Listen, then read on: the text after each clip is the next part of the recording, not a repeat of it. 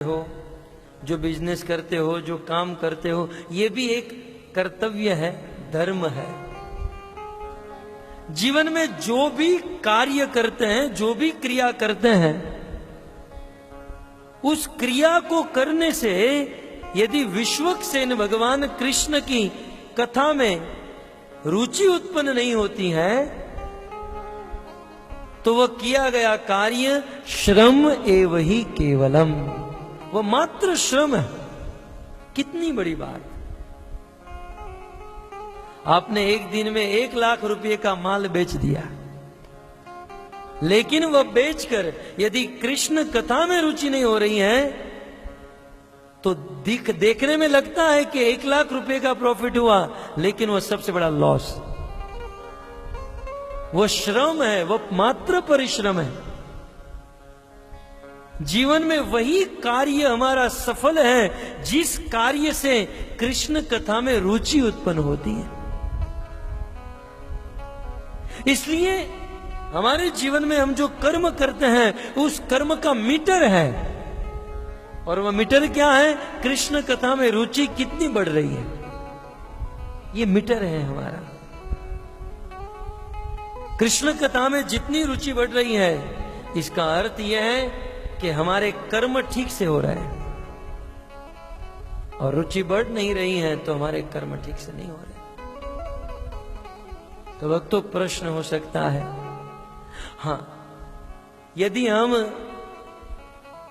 मंदिर में सेवा करें या कृष्ण की सेवा करें,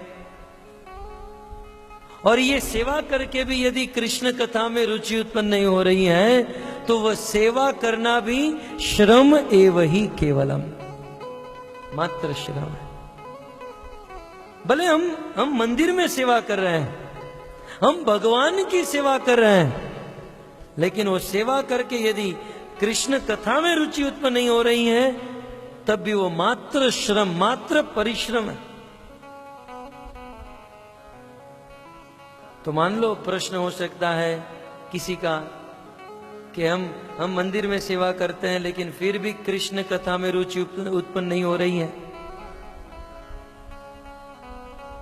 हो सकता है कि वह कार्य बाहर से दिखने में अच्छा है, हम सेवा कर रहे हैं, लेकिन वक्त तो उस कार्य के पीछे हमारा जो उद्देश्य है वो गलत है।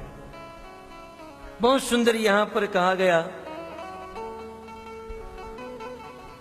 मान लो हमारे मन में प्रश्न हो, तो फिर हम जीवन में ऐसा कौन सा कार्य करें जिससे कृष्ण कथा में रुचि हो?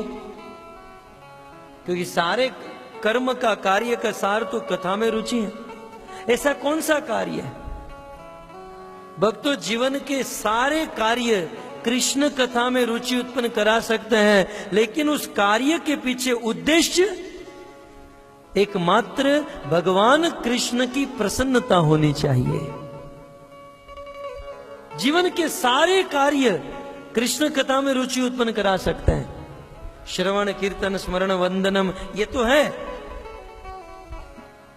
लेकिन आप अपनी दुकान में बैठकर आप कपड़े बेचते हो या कुछ भी काम करते हो, दुकान में बैठकर काम करने से भी कृष्ण कथा में रुचि उत्पन्न हो जाएगी।